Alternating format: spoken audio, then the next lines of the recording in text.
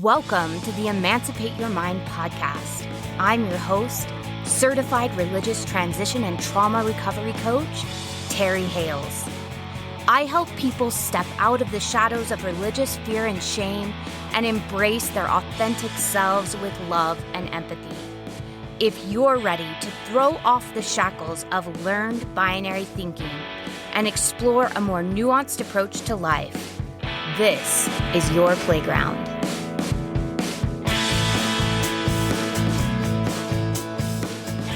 Hello, everyone. Welcome back to the Emancipate Your Mind podcast. It's so good to be back, and I'm really excited for the topics we're going to be covering over the next little bit. I've been on the call with people who are donating monthly, and they've given me lots of topics that they'd like to cover, including today's topic, which is how do we practice secure attachment in relationships in real time? What does that look like in real relationships? And so for this conversation, I have employed the services of my resident expert, Kevin Hales, my husband. He's a marriage and family therapist. He is coming to us after a busy work week, and I'm excited to have you here. Thanks, babe. Whoop, whoop. Whoop, whoop. So we are going to be talking about just kind of having a conversation about secure attachment. We're going to be talking about the different attachment styles, how you can begin practicing with a partner to start creating a more secure attachment in your home. And I'll just be asking questions as we go and kind of guiding this conversation. And we're just going to talk for a while until we feel like we've gotten a good hold on this topic. Does that sound okay? Sounds like a plan. Awesome. So one of the big questions that I was asked in our weekly call was, can you practice secure attachment patterns in relationships with people who are insecurely attached? And how would you even get started? I think that's a good question. I guess my knee-jerk response is to say yes, though I think that might change depending on, again, who that relationship is with, but sure, as a general rule of thumb, I think it's safe to assume that you can practice secure attachment patterns in relationships with people who are insecurely attached. I don't know. What are your thoughts? I think you can as well. I think about us actually whenever I'm thinking about this, because I feel like when we got into our relationship, we were neither of us securely attached. Mm-hmm. And so at some point we began practicing different patterns, but I feel like some of the ingredients that were necessary is we had to become aware of our insecure patterns. Like you and I couldn't have worked through any of the things without recognizing like, hey, I need time. On your end, you tended to be more avoidantly attached. You needed time to process your feelings, cool down, figure out what you actually wanted to communicate. I needed to learn how to sit with the discomfort of not being okay for a little bit, of being in conflict. I couldn't handle the discomfort of conflict. And so I would freak out, like my nervous system would freak out. So I had to learn to be okay with that. I had to learn how to communicate, like to recognize and communicate my emotions in a way that wasn't putting all the responsibility on you to know what I was feeling. Right. So I felt like there was some self-work that needed to happen almost like simultaneously. Like if we're two insecurely attached people, at least one of us needs to be becoming more aware of our patterns and learning to work with those and maybe communicate our needs better.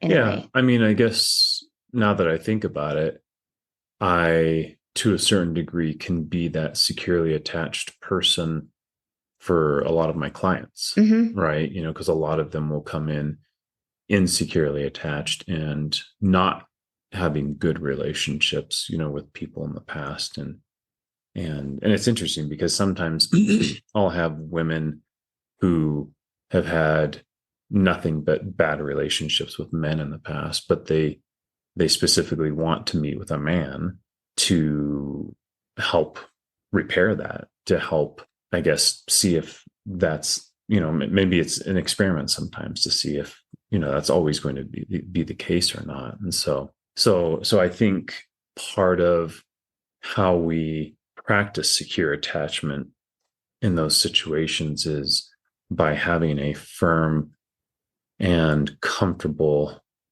grasp of who I am as a person and not getting wrapped up into the dance, the cycle with someone who maybe isn't as securely attached. Because in fact, maybe one way to talk about this is a securely attached individual. And again, we're making it sound very all or nothing here. And it's not. But a securely attached person can, when interacting with an insecurely attached person, they can both create an insecure cycle together. Or in other words, to put it another way, the insecure part of the securely attached person can come to the forefront and take over. And now it's the insecurely attached part of them that's driving the car and no longer the securely attached.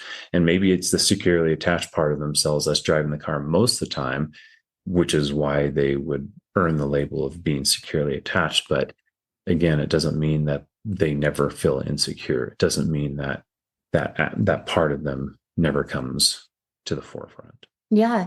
Well, and I love that you bring this up, because I think that happens a lot of times. Like when I've been talking with clients in the past and they've done a lot of work with a therapist and they've felt like they've created secure attachments with themselves, or maybe with a loved one, like a romantic partner, or maybe with their kids. But then they go home to their mom or their dad or their siblings.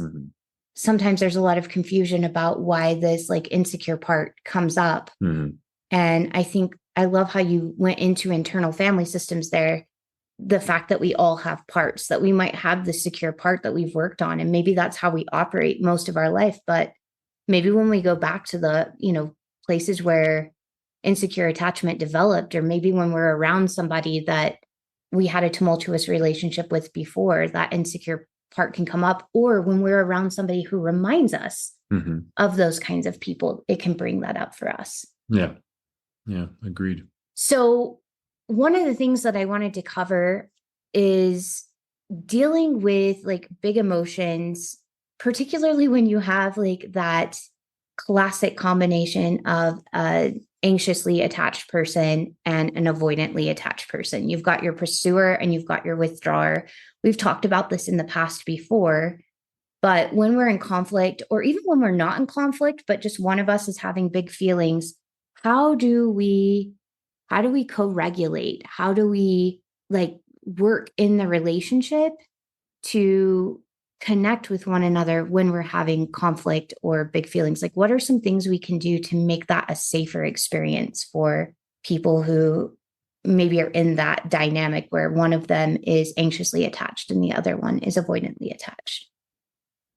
Well, I think one of the first principles to abide by is just simply slowing down. When the emotions are running high, it's easy for our thoughts and words to get out of control, and I don't just mean like in an argumentative way and saying things that are hurtful or that we don't mean. I just mean, that's where our thoughts go. It's hard to think straight. And so I think anything we can do to slow down, take some deep breaths, right? Try to calm our nervous system. Those are going to be some of the most important first steps to keep that cycle from spinning out of control. Yeah. Well, and I feel like people that tend to withdraw more, like maybe have the ability to do that a little bit better. What about somebody who is more anxiously attached, that like really their nervous system gets really fried whenever they feel like they're in conflict or that someone doesn't like them? Well, believe it or not, avoidant people, withdrawers, seem able to slow down better, but oftentimes they're not. Okay. They've actually done studies where withdrawers have just as high of a heart rate as a pursuer. They're just not showing it. Oh. And so the reality, in theory, yes, they should be able to slow down more easily, but rather than staying emotionally engaged, they're completely disengaging. And then that's just creating more anxiety in the pursuer. Yeah. So yeah. So in theory, they might be able to slow down more easily, but it's not slowing down with the purpose of re-engaging. It's slowing down with the purpose of getting the hell out of there. Mm-hmm. So we don't have to be in this uncomfortable position anymore. That makes sense. So it's not like they're, because that's what a securely attached person would do is like, I need a break. I'm going to regulate myself and then we'll come back and we'll re-engage, and you take the breaks as often as you need to slow down. So that's what secure attachment would look like. Is that, am I hearing that right? Is recognizing like, I'm starting to get emotionally fast. I'm starting to get out of control. And if I can't slow down here with you, then I'm going to take a break for a moment so I can slow down, take care of my feelings and my thoughts, like get those into a place where I feel regulated, and come back, and we're going to talk about that and co-regulate in our relationship. So what I'm hearing happening is an avoidant person feels just as crazy inside as an anxiously attached person does. But the anxiously attached person is almost like, no, stay close to me. But that freaks out the avoidant person because that feels like where the chaos is. The chaos is here with you, and I need to get the hell out of here. So they hightail it out of Dodge. But that leaves the anxious person with their worst fear, which is the fear of abandonment. So how do we work with that? So we slow down, but how do we slow down when we have this dynamic going on? Well, like you said earlier, we both have to have that awareness of the part that we play, and try to recognize it in the moment as much as possible. That's part of what allows us to slow down, because slowing down is being able to see the bigger picture, right? You don't see the bigger picture when you're caught up in the moment. You know, it's like people who get so caught up in the day-to-day things of just the frustrations or the unfairness or the other things like that. And I think I watched a documentary once about astronauts and how their experiences in space have changed their lives. And I think one of the overarching themes I often hear is, as they're up there looking down on our globe and seeing the beautiful blue skies and the clouds and the masses of land and all these things, it gives them this wider perspective. It gives them this elevated perspective of, wow, what a beautiful, gorgeous thing that we live on. And suddenly a lot of those things that we're always whining about or complaining about or frustrated over, suddenly it doesn't seem to matter as much. Suddenly it doesn't carry as much weight. And so to a certain degree, that's part of what's happening when we're caught up in that cycle with each other. You know, we're easily emotionally triggered and reactive and responding in ways that really don't matter, don't really have anything to do with what's really happening, what's really at stake here. Yeah. You know, if I come in and you're angry at me for not taking out the trash, we're not actually arguing about the trash being taken out. We're talking about a deeper emotional scenario, and probably you not feeling heard or important or valued because I'm not taking the trash out. And that's just one of many examples. And so that's the wider perspective. That's what we have to learn to be able to take a step back from and go, well, hold on. What are we actually arguing about? What are we actually talking about? And so that requires us to slow down. It requires us to have that awareness of what I'm feeling, what you're feeling, and then we re-engage. Yeah. On a higher level, I guess you might say. So slowing down, I think, means slightly different things for the pursuer and the withdrawer. Yeah. But with the same outcome. Yeah. I feel like it's going to be trying things on, like we talk about on this channel a lot, like figuring out like, what could I do that would help me to be able to slow down and hear myself in those situations, because what works for me is not going to be what works for you or what works for someone else early in this cycle. Because I needed someone to hear me and I needed to feel engaged, I would go in the bathroom and talk to myself in the mirror and cry to myself in the mirror and like almost like witness my emotions. It felt like I was less alone having myself in the mirror to talk to. But learning that it was okay for me to be by myself and to like deep breathe, and it was okay to like put water on my face. That was another thing that I would do that kind of like calm my nervous system. And you would kind of like disengage for a bit to bring it down until you felt like you could think about it again in a less emotional state. It also helped knowing that we agreed to come back and talk about it. Like that was one of the things that allowed me to slow down, was our agreement that we would take a break, but then we would come back, and that we promised to do that. And every time that would happen, it built the trust that that actually would happen, to the point that my nervous system was able to like calm down when things happened. If we took a break, I knew we're going to talk about this. What times of the marriage are you thinking of? Like early in the marriage. Really? Yeah. Because I'm thinking that took years to get to that point. It did take years to get to a place where it worked well. But I mean, I'm talking about in our tiny little basement apartment at BYU. I remember us having some of these first discussions where we waited until we were not in the middle of the argument, probably at the prompting of our professors, because we were learning about marriage, family, and human development, but sitting down and figuring out like, why do you go away when we're having conflict? And why do I sit outside the door wanting you to come out and talk about it? Why do I get so crazy? And figuring out what our needs were there and learning to communicate, like, I need a break, but I'm going to come back.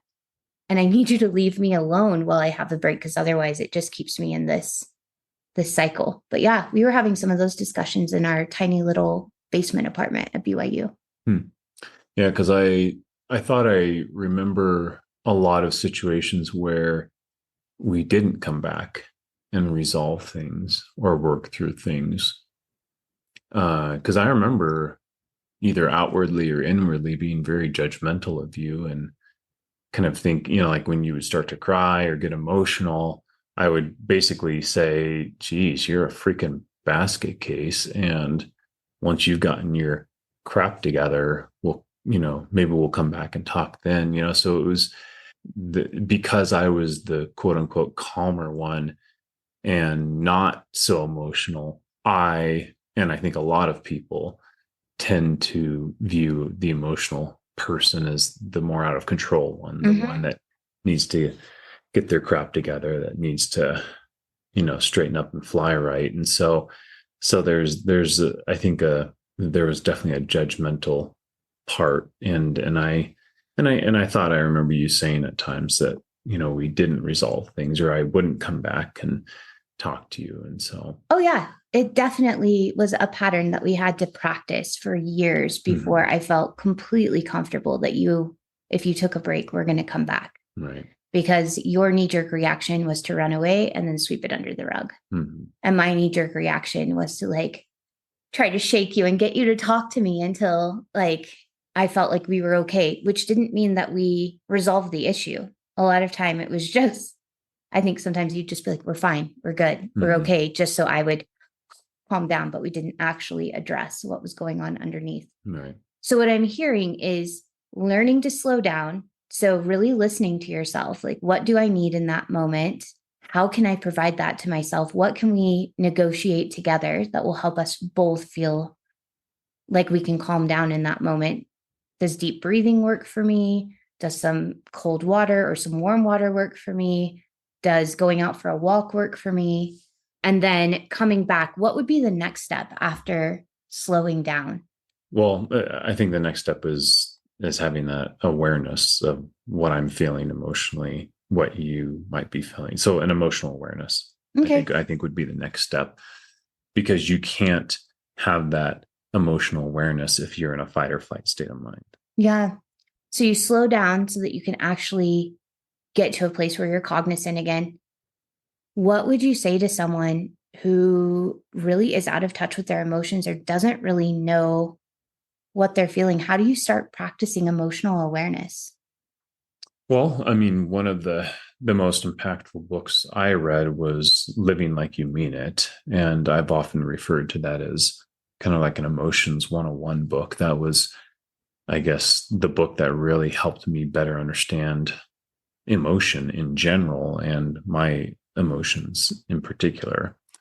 And it's just a really great book. It helps, walk you through, what emotions are, where we feel them in our bodies, and so forth. And so having that awareness then allows you to better understand someone else's emotions. And yeah, and so that's the emotional awareness that I would say a lot of people are often lacking. Yeah, that book was really helpful for me too, because it goes through the like 6 main emotions and it has you recall a time when you felt that.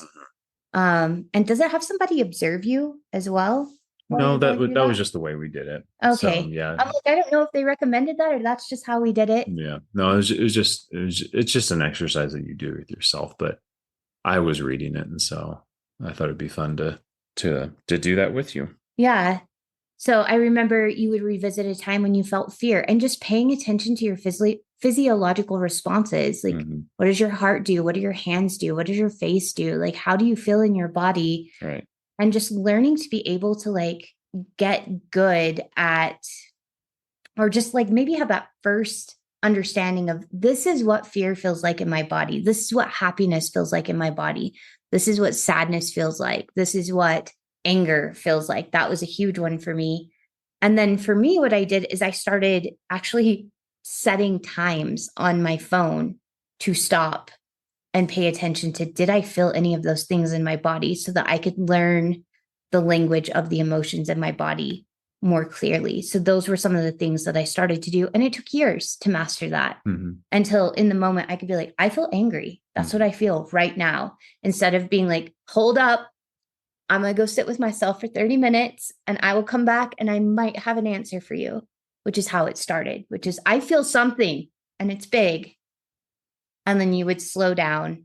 And sometimes I'd come up with, oh, I feel angry. And sometimes I'd just come up with, I feel bad. I don't know why I feel bad, but I feel bad. And as I would get curious with it, sometimes it'd take a few days or a few weeks to be like, oh, actually, I felt resentment, or I felt, at first, it was just those 6 emotions that they talk about in Living Like You Mean It. It was anger, sadness, love, happiness, fear. What's the other one? Guilt and shame. Guilt and shame. That's right. So learning how to like even just recognize those families of emotions was really helpful.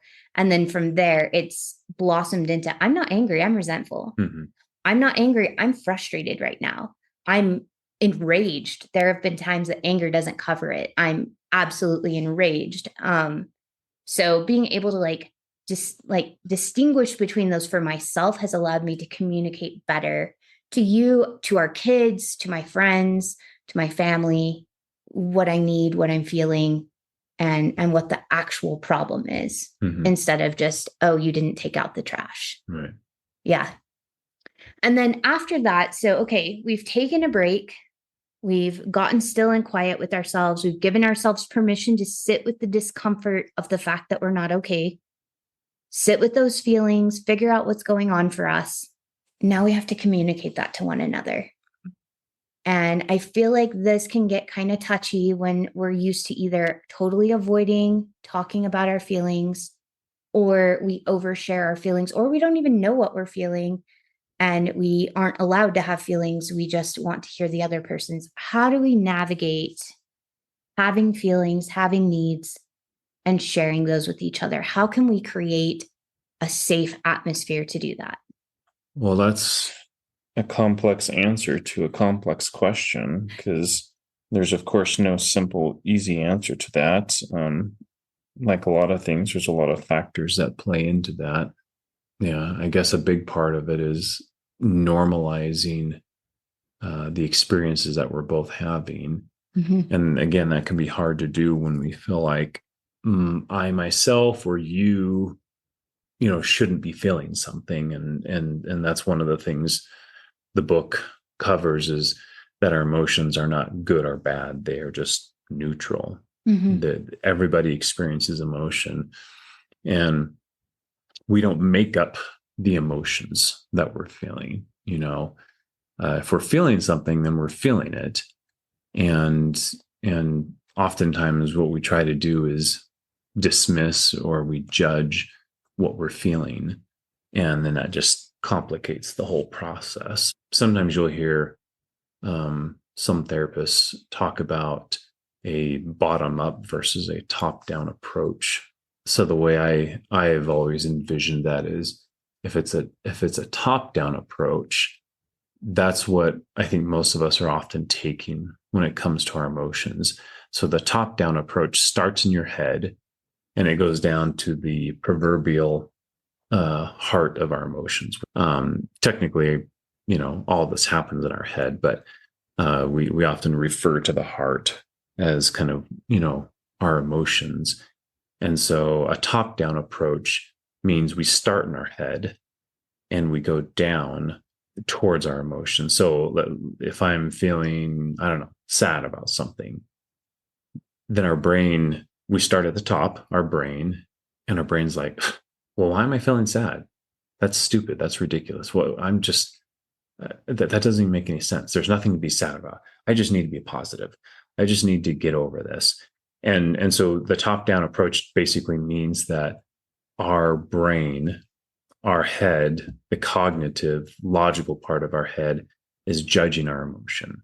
And it's trying to determine if our emotion is even appropriate, and maybe in that case, if I'm feeling sad and it doesn't make sense or I don't see any logical reason for it, then again, our head is judging us and trying to dismiss the emotion. Basically, it's trying to say, oh, well, I shouldn't be feeling that. But again, you're not making this up. Your body is feeling sad.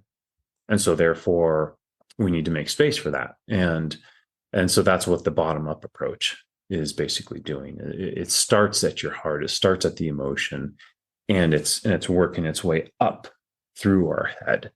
And so I'm feeling sad. And so instead of being judgmental about that, which is the top down approach, the bottom up approach is like, okay, so I'm feeling sad. Where am I feeling that in my body? And now I'm going up through my head and why might I be feeling sad?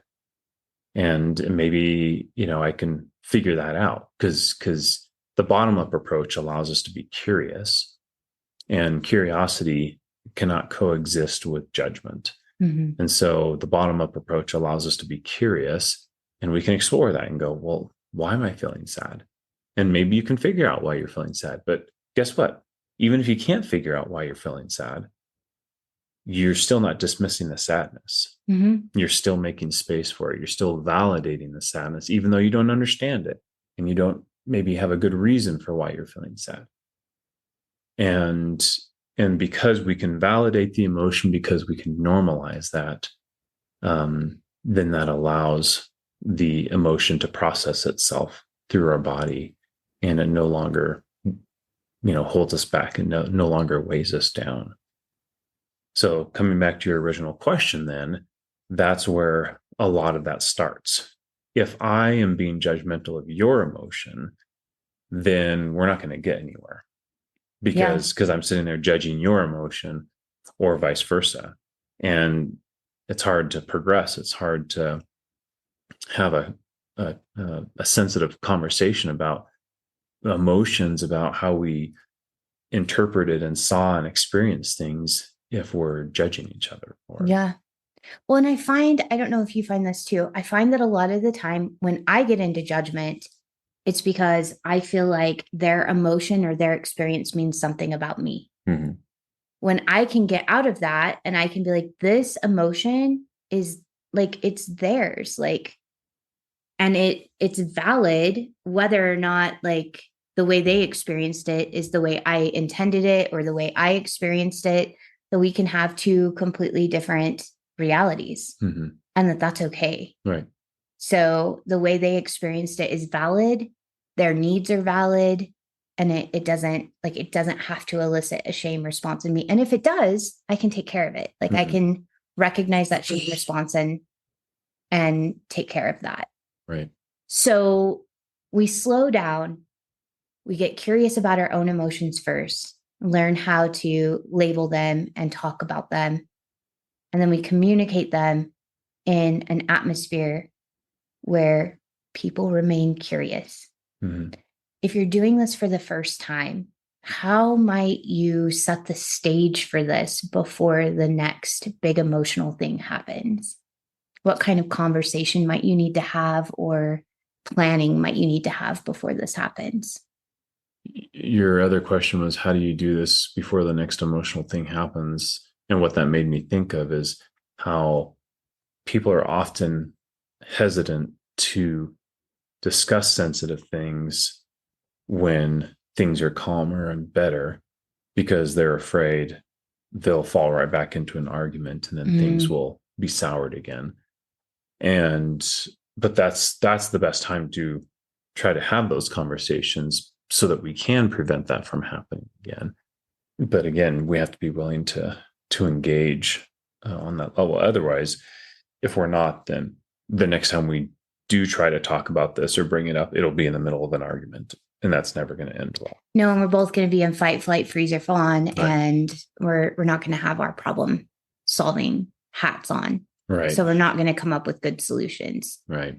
So yeah, so we need to be willing to talk about and work through and plan for these things when things are calmer, and of course, if it's feels like it's going to spiral out of control again, then we can slow down, we can stop, and we can come back to it again. So, but I guess to your bigger question of like how to create that environment, how to have these conversations, I actually just remembered one of the analogies I use, and I'm kind of proud. This is my own little creation, and I share it. Well, I can't even remember if I've shared it on here. I feel like maybe I have shared it on one of our past episodes, but it's probably worth repeating because it's, for me, it's the best metaphor, for how to go about the communication process. And it's a Frisbee analogy. Does it sound familiar? I've heard it. I don't know if you have shared it on the podcast before. Share it. So, well, if I have, it'll be review for anyone else that's heard it before. But basically, going along with this metaphor, there's three main parts to the whole communication process. There's my skill level as a Frisbee thrower. There's your skill level. And then there are the external factors. Okay. So part one, what is my skill level at throwing a Frisbee, or in other words, communicating? Okay. How good of a Frisbee thrower am I? How skilled am I? How much have I practiced over the years? And I remember as a kid trying to throw a Frisbee, and it would always fly off in weird directions or straight into the ground. And as I've gotten older and as I've practiced more and as I've developed my skills as a Frisbee thrower, I feel pretty good, in my skill level. And I would say most of the time I can throw a pretty good throw, but there is no such thing as a perfect Frisbee thrower or a perfect communicator for that matter. And part of why I emphasize that is because we oftentimes get hung up on trying to say the quote unquote right words to someone else. We often talk about that, like, oh, I don't know what's the right thing to say here, or what's the right way to say this. And we have to get away again from that all or nothing thinking. We have to get away from that binary approach to everything in life, really. But in this particular case, communication. There is no right way to say something, or in how to say something. Are there better, healthier ways of saying something? Without a doubt. You can, instead of saying, hey, you're an asshole, which is obviously going to elicit, a strong defensive, angry response from someone else, we can try to be careful and say, hey, earlier, when you acted this way, or you responded this way, it was kind of hurtful, or I felt kind of hurt, or I felt neglected, or I felt unimportant. Those are softer, gentler ways of trying to communicate something. Whereas, the earlier example is just, just an in your face, very aggressive statement. So, and I guess to use the Frisbee analogy, it would be like taking the Frisbee up, 1 foot away from someone and throwing it in their face. That's like, you delivered it all right. You delivered your message, and it was very forceful. So, but what is my skill level? How well have I tried to develop my skills as a communicator? And that's something that takes a lifetime of practice. It's not something that comes easily. And but again, there is no perfect Frisbee throw. There's always going to be your throw will sometimes go off in a weird direction. Sometimes it didn't go in the direction you wanted. Sometimes it wasn't going towards the person you meant it to, and so forth. Sometimes you throw it carelessly, even if you're usually a very precise thrower. Right. Sometimes you're tired. Right. So what is my skill level? Factor number 2, what is the skill level of the receiver? Okay. What is the skill level of the receiver of my message? So, and I would assume all of us have had times where maybe somebody is trying to say something, or they're trying to communicate something to us, and we can tell that, maybe they meant to say something, or maybe they were trying to, imply another thing. And even though their delivery wasn't super great, and even though their Frisbee throw, wasn't perfect, we could still go meet the message for where it was meant to be. And that's, again, if you're the receiver, if you're on the receiving end of a Frisbee throw, that throw isn't always going to be perfect. And that's part of what I think makes Frisbee throwing kind of enjoyable is, it's kind of a game. Sometimes you have to go run and meet the Frisbee, and it's not always going to fly straight to you, but sometimes it does. And when it does, you try to catch it. But what is your skill level as a receiver? What is your skill level as a listener, as a hearer of someone's message? Are you easily triggered? Are you easily offended? Are you easily reactive? Do you interrupt? Do you have to get in, your own words, and you struggle to let the other person express themselves? We've thrown the Frisbee with our kids off and on over the years, and they're not always the greatest, catchers. Sometimes a Frisbee will hit your kid in the face. Sometimes they're trying to catch it, and it bounces off their chest. Or sometimes they're trying to do that, slap their hands together, catch, where they're trying to catch it in between their hands, and they're not fast enough, or it goes through their hands, or, whatever the example, or they just, sometimes it's hard to predict which way the Frisbee is going to go, because if it goes high up in the air, sometimes it doubles back, sometimes it curves off to the side. But the more you play and the more familiar you become with the direction a Frisbee goes, the more likely you are to be able to meet it there. And so I think I've always liked that idea, because we're not always going to say the right thing or the perfect thing, or we're not always going to say it in the right way. And so that is our part as the receiver, is to meet the message there. It's to try, what were the intentions behind this message, and, if I know my partner or this person talking to me, where do I think they're going with this? Are they trying to be mean? Are they trying to be cruel in their words? Or, maybe they're trying to say something else, but it's just not coming out very well. And so that's the skill level we need to develop as a listener, is trying to meet that message there, trying to run and catch their communication Frisbee. Yeah. What are the third factors? The third factors are the ones we can't control. They're the external factors. So maybe it's a windy day when we're throwing that Frisbee around. And if that's the case, watch out. You never know which way that Frisbee is going to go. Maybe the sun is right in your face, right? There's times where I've played where I'm looking away from the sun and the view is great. It's easy to throw that Frisbee, but the person trying to catch it, very, very difficult circumstances. I remember one time we were throwing Frisbee with friends, and we had been playing for a long time, and I stubbed my toe really bad. And so what did that do? It inhibited my ability to run and go meet the frisbee as effectively as I was before. And sometimes you're just tired, and you're just don't have the energy to go run and meet that frisbee. So the external factors are things we always have to keep in mind. Sometimes you'll hear the acronym HALT, when it comes to conflict. If you're hungry or angry, or what's the L stand for? I don't know. I just had that thought too. I was like, I know what the T is. It's tired.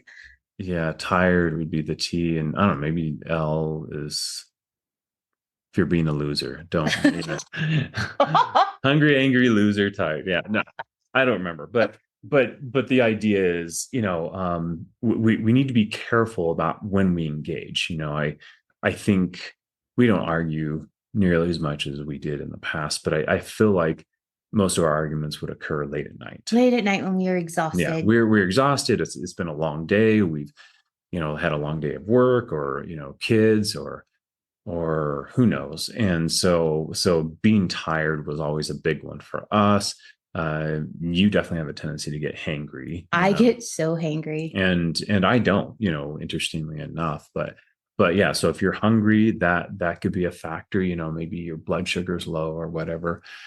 Or in this case, if you're angry. But I mean, it's not so much about being angry. It's about not being aware of your emotions and relatively in control of them. And I say relatively because sometimes you're feeling what you're feeling, and you need to feel that. And so again, that would be one of those situations maybe we need to just take a break or pull away. But so the external factors, yeah, are all those things that we can't control. Maybe you had a horrible day at work. Maybe you got fired. Maybe you got chewed out for something. Maybe on the way to or from work, you almost got hit by a car, and or someone cut you off, or you got a call from the doctor and you've got bad health news, that you got a cancer diagnosis. I don't know, there's a number of different things.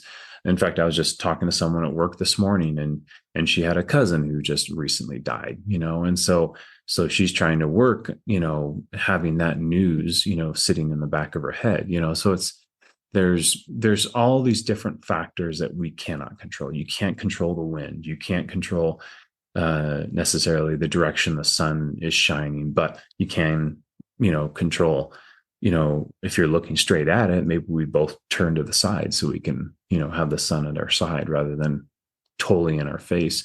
And so that's the third factor. It's those things that you can't control for. And therefore we need to keep that in mind.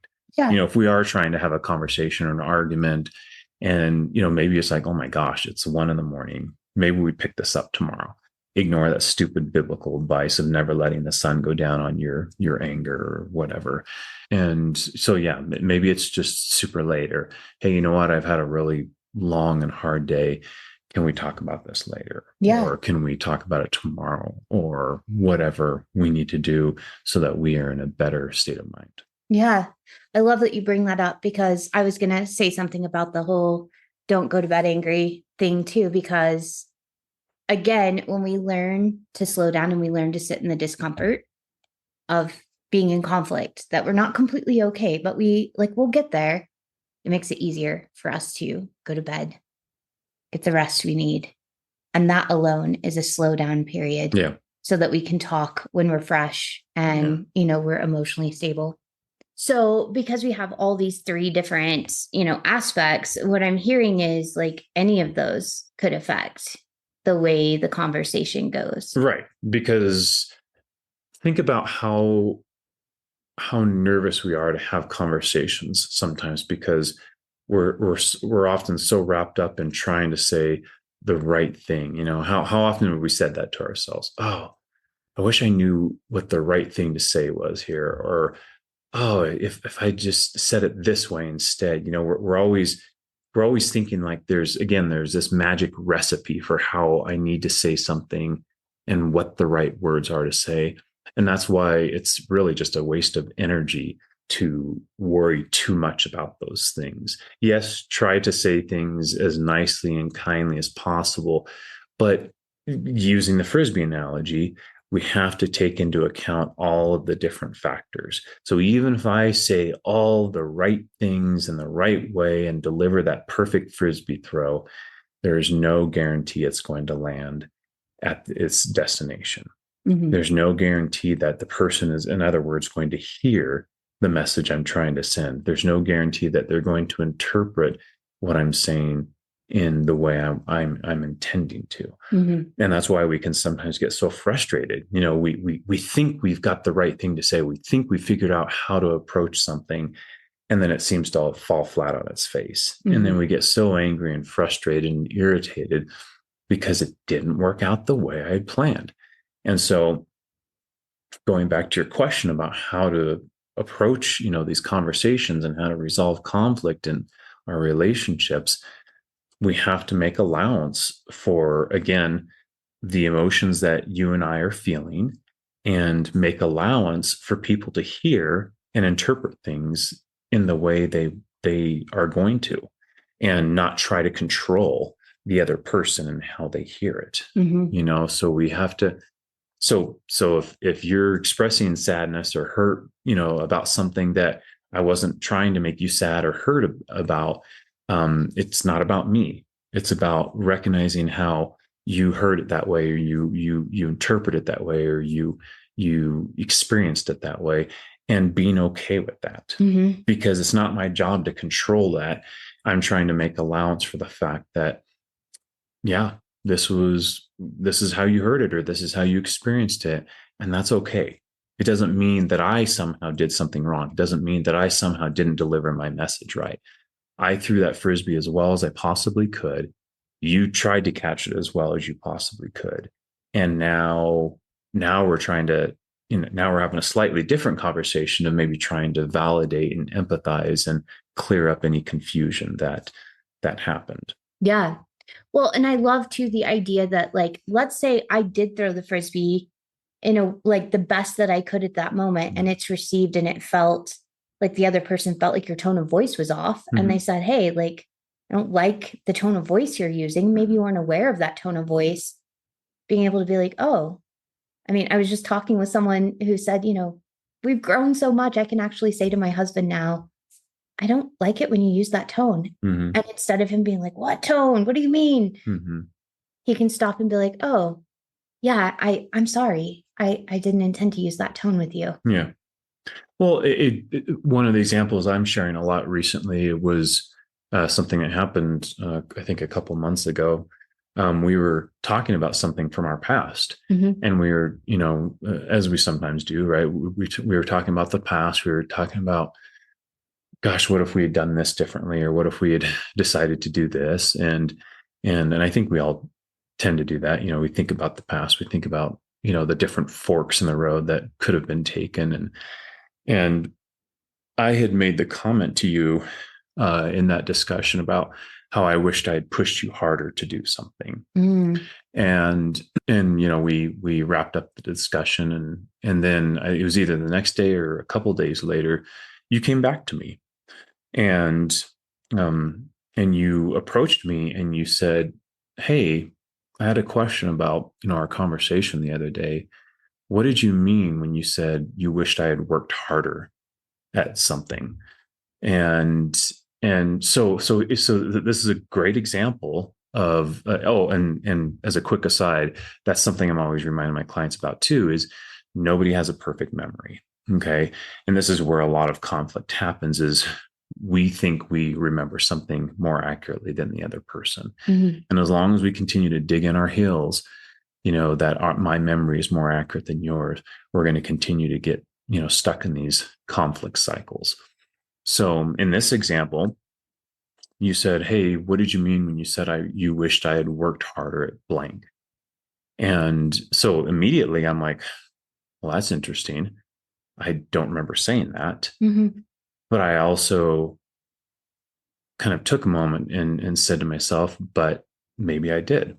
Mm-hmm. And because, again, my memory is not perfect, but, neither is hers. And so, maybe she didn't hear me correctly, or maybe that's how she interpreted it or experienced it. And so I think I remember saying something to the effect of, well, that's not what I remember saying to you. What I remember saying to you was, I wished I'd pushed you harder to do blank. And I think I explained that to you, but I hope, if I'm remembering correctly, I hope I was also validating to the fact that maybe that's how I said it and I just don't remember it. Mm-hmm. Right. You were very open about that. I remember this conversation. Right. And so I love that recent encounter of ours, because I think it shows a lot of different things. Number one, when we were originally talking about this subject, you didn't just immediately react and fire back at me, saying, what? You don't think I was working hard enough at, blankety blank, and you didn't, start to defend yourself. You thought over this for a day, and obviously you were, I think, concerned or bothered or irritated or just confused maybe by why I would say I thought you should have worked harder at something. And so you came back and you asked that question, hoping for some clarification. And I also just didn't react in a defensive way, because a lot of people would react in a defensive way of like, that's not what I said. This is what I said. And gosh, why are you always assuming the worst? And we could have gotten into another argument, because of that.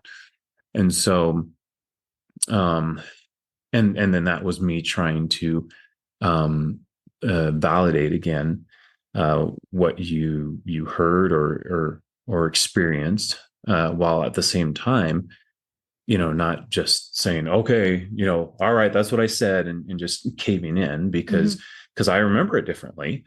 But it doesn't mean my memory was the more accurate one. And it's possible I did say it the way you remembered it, but that's really beside the point. The point is, that's how you experienced it. It impacted how you felt. And I think we were able to clarify and get to a better place because of that. Well, and I think it wasn't so much about the words that were said. It was, for me, like I had to sit with it. I don't even remember feeling that like ping right in the moment. It's like it echoed in my mind later. Right. And the thing that I wasn't sure that you were trying to say, which is why I clarified, is I was worried that what you felt was that I hadn't done enough in my life, that you somehow felt like I was lazy, or, which I don't feel that way about me, but it concerned me that you saw me that way. Right. That I was somehow lazy or unmotivated or something. And so talking with you, you actually even opened up. I don't know if you remember this. You said, what did that make you feel? Like, what feelings did that bring up for you when you thought that that's like, when you heard me say that? And then we got to talk about the feelings underneath the words. It wasn't about whether you pushed me hard, you wish you would push me harder, or whether you wished I had worked harder at something. It was about the underlying fear I had that you saw me as fundamentally lazy or unmotivated. And you were able to clear that up right then. And then that whole thing dissipated, if that makes sense. So yeah, it was no longer about the words, because it so very rarely is. It was about the feelings and the fears underneath. And because both of us had allowed open space for, I'm worried this could be what he means, but maybe it's not. And you left the open space for, this is what I remember saying, but I could be wrong. We left that uncertain, curious, open space where we weren't judgmental, and it allowed us to drop down into those feelings that are underneath so many of the arguments and get curious about those and clarify those. And that's, I feel like, what really continues to solidify a secure attachment between the two of us most of the time, because we still fall into old patterns sometimes, but most of the time we tend to be curious and open-minded and able to slow down and look for that win-win, which is really what we're after. I like how you said, I didn't just cave. Right. because I think so often, and I'm worried that maybe people listening are hearing like conflict resolution is about appeasing the other person. And it's not what it's about. It's about both getting your needs met and getting my needs met, and both of us feeling seen and heard. At the end, we should feel closer, or at least more understood than we did when we started the conversation. So the listeners can't see this, but as Terry's been talking about this and recalling that encounter, her eyes were tearing up. What was coming up for you? So just like the vulnerability of worrying that you saw me in a negative light. Your opinion matters a lot to me. Right. And that's part of secure attachment too, that you do care about what the other person thinks and feels. But you don't base your whole, self-worth on that. Yeah. I'm not completely detached from you. We are, interdependent, not codependent, but being able to like open up, because that's a soft, squishy part, to like make yourself vulnerable to see how another person like thinks or feels about you, and then to be met with compassion felt really good. It felt really safe. It was a really tender moment. So I'm crying more as I talk about it. Thanks for bringing that up, Honk. Well, I thought this would be a good example, though, right? Because I mean, even just your tears and the emotion that you're expressing right now would have made me extremely uncomfortable at the beginning of our marriage. Yeah. Any of your tears, any emotion, really, for that matter, made me very uncomfortable, and therefore it made me, quick to withdraw and to move away from you. And what didn't help that you were told that God was going to count all my tears and hold you accountable for them. That did not help. Yes.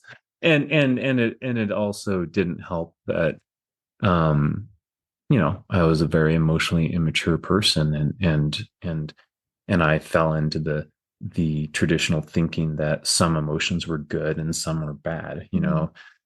Traditionally we refer to our emotions as positive and negative emotions, and synonymous with the words positive and negative are good and bad. And so, of course, most of us want to feel the quote unquote positive emotions, and most of us don't want to feel the quote unquote negative emotions. But someone said that the walls we build to keep out the sadness and the fear and the anger are the same walls that keep out the joy and the love. And so in other words, you can't selectively numb.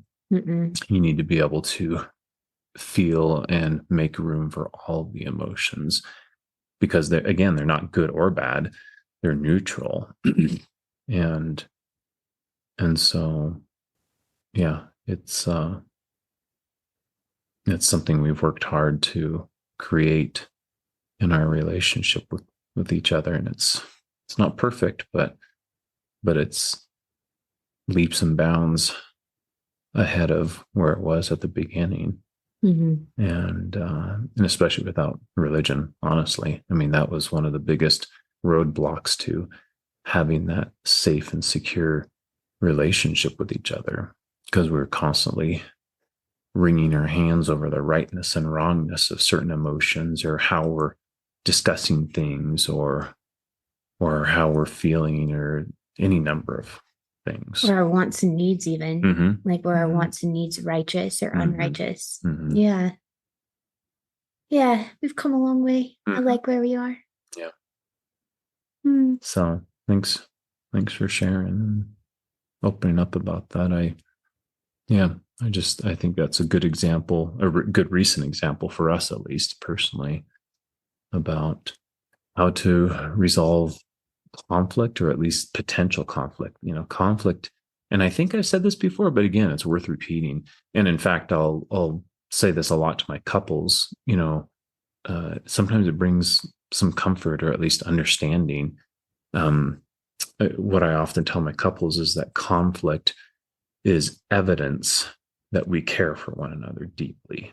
We've often especially in religion, I think we've been raised to believe that conflict is a bad thing. It's evil. It's bad. It's a sin. And in fact, in Mormonism, doesn't it say contention is of the devil, right? Mm-hmm. There's a scripture in the Book of Mormon, and so I'm sorry, but it's bullshit. Conflict is an amazing opportunity to grow closer to someone else. The problem is the vast majority of us have never learned how to resolve conflict in a healthy way. And because we often don't resolve conflict in a healthy way, it leaves this bad taste in our mouth. And so then we develop this, revulsion to conflict and anything related to it. And so most of us shy away from it. We run from it. We try to do anything but resolve conflict. And we're really missing out on golden opportunities to grow closer to one another. So conflict is not bad. It's evidence that we care deeply for someone else. That's why we have conflict in our closest relationships. In fact, I illustrate it by saying the more important someone is to me, we're going to feel emotions proportional to that. And so the less important someone is, the less emotional I tend to be. Yeah. If someone on the street told me that they thought that I should work harder at something, I'm not going to care. They don't know me. Right. But if you feel like I'm insinuating that you're not a hard worker, that you're lazy or something, that's going to really hurt. Yeah. Yeah. Right. And then that's not what you meant at all. You just felt like you wished you had been more supportive earlier in our marriage with my desires to travel the world, to get a master's degree, to do all of these things, which I'm getting to do now. Mm-hmm. So, yeah, which was what the conversation was about. I don't know if you even remember that. Not really. And that's the interesting thing about, conflict is we are rarely going to remember, a lot of the details and a lot of the minutia. Mm-hmm. What we often really, really remember is the emotional impact. Yeah. Yeah. So not just conflict, but, emotional interactions with one another. Well, I feel like there's been a lot of great information today. I feel like you've shared a lot. Thank you so much. You deal with this every single day with relationships, and I really appreciate you sharing your expertise with, the listeners here, because this is something I think we all deal with, if not with our romantic partner, which I think most of us do. I don't think there's such a thing as a conflict-free romantic relationship, but we probably deal with this with our kids, sometimes with our friends, probably with our family of origin. And I feel like these principles that we've talked about today can be useful across all kinds of adult relationships.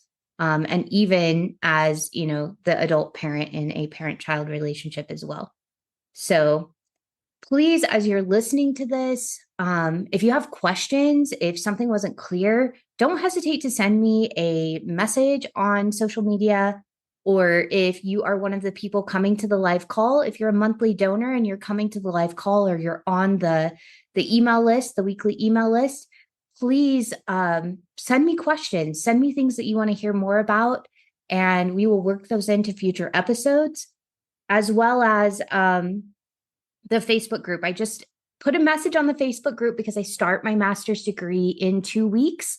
And so I won't be posting as much on social media, but you will still be hearing from me every week with the episodes. We're going to kind of take this as we go for the foreseeable future.